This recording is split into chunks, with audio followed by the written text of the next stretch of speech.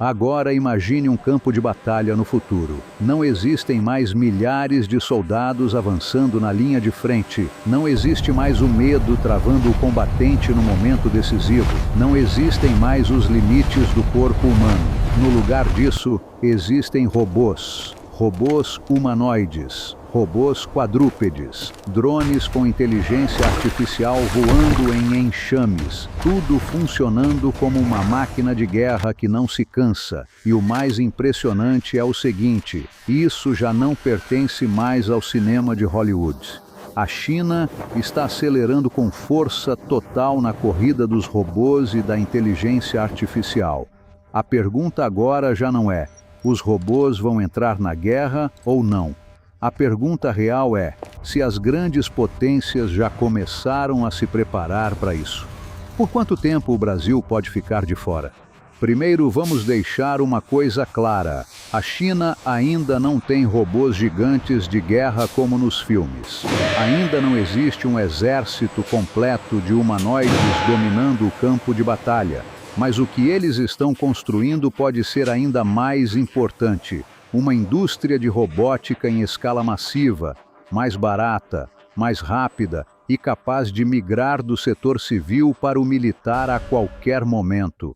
A lógica é simples: se um país consegue fabricar robôs humanoides em grande quantidade com preço cada vez menor, cadeia de suprimentos doméstica forte, sensores avançando e inteligência artificial evoluindo sem parar, então a distância entre um robô de demonstração, um robô industrial, um robô logístico e um robô usado em missões perigosas, reconhecimento, apoio tático ou combate, fica cada vez menor. Em outras palavras, a China não precisa anunciar oficialmente: nós já temos um exército de robôs. Ela só precisa construir primeiro o ecossistema inteiro. Quando chegar a hora, esse ecossistema pode ser militarizado com muita rapidez.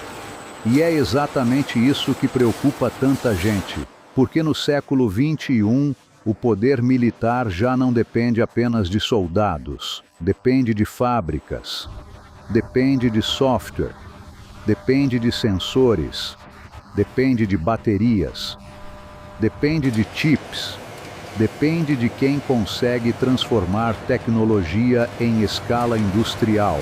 E os sinais já estão aparecendo. Nos últimos anos, a China começou a exibir sistemas robóticos cada vez mais próximos de aplicações militares reais. Estamos falando de robôs controlados por captura de movimento, máquinas capazes de repetir ações humanas em tempo quase real.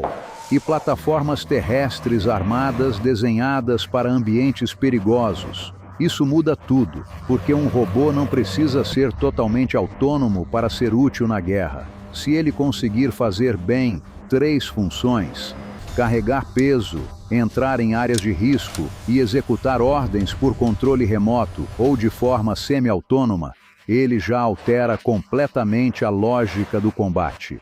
Um robô não sente medo, não entra em pânico, não precisa dormir, não precisa comer, não sofre desgaste psicológico como um ser humano.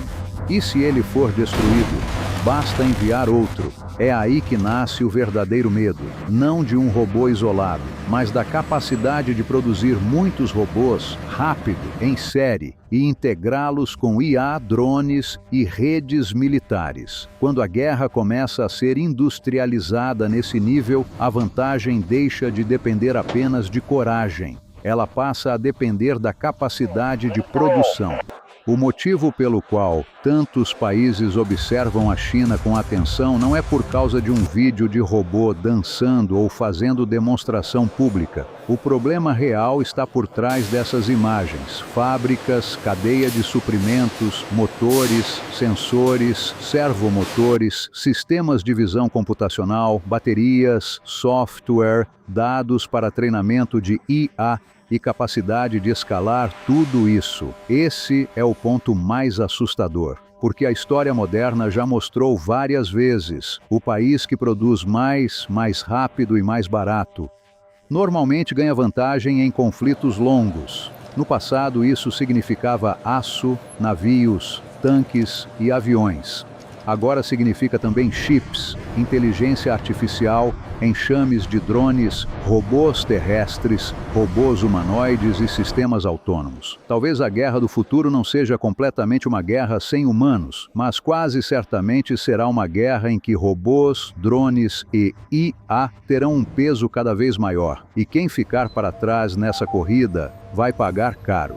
É aqui que este vídeo fica realmente importante. Muita gente no Brasil pode pensar: isso é problema dos Estados Unidos, da China, da Rússia, não tem nada a ver com a gente.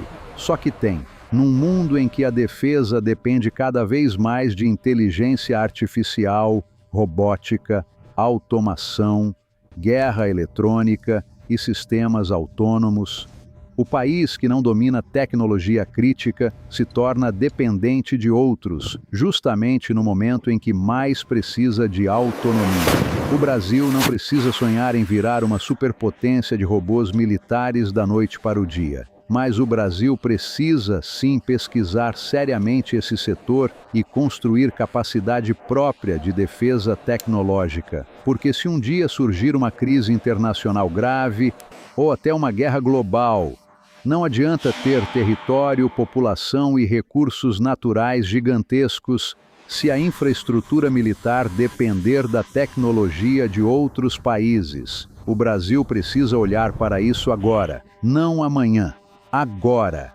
E não se trata só de comprar equipamentos prontos lá fora, trata-se de desenvolver competência nacional, IA nacional, eletrônica de defesa, sensores, drones, robôs terrestres, integração entre universidades, forças armadas e indústria.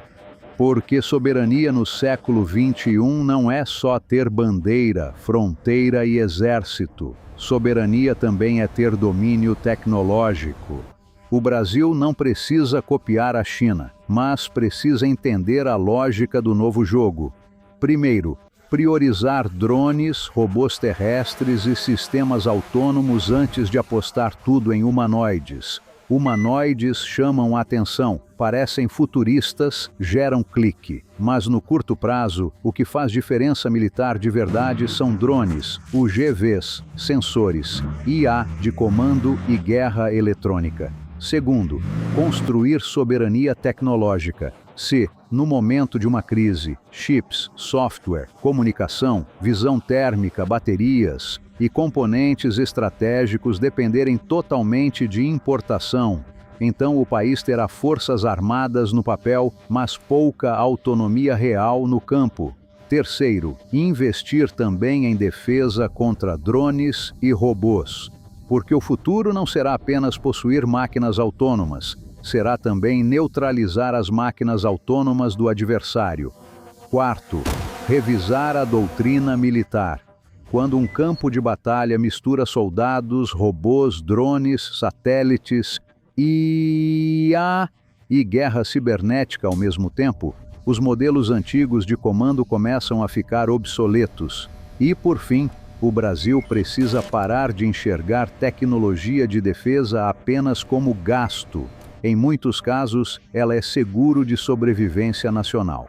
A China talvez ainda não tenha um exército apocalíptico de robôs como nos filmes, mas ela já está construindo algo que pode ser ainda mais importante: a base industrial capaz de transformar robôs em vantagem estratégica no futuro.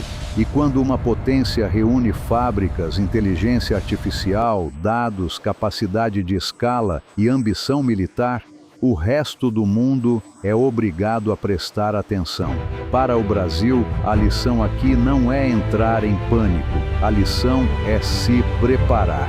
Porque se uma grande guerra realmente acontecer no século XXI, o país mais vulnerável talvez não seja o menor, talvez seja o mais dependente tecnologicamente. E agora eu quero saber a sua opinião. O Brasil deveria acelerar pesquisas em robótica militar, IA para defesa e drones autônomos para se proteger no futuro? Escreva aqui nos comentários. E se você quiser, no próximo vídeo eu posso trazer a continuação. Estados Unidos, China e Europa. Quem realmente está na frente na corrida das armas robóticas? Obrigado por assistir, até o próximo vídeo.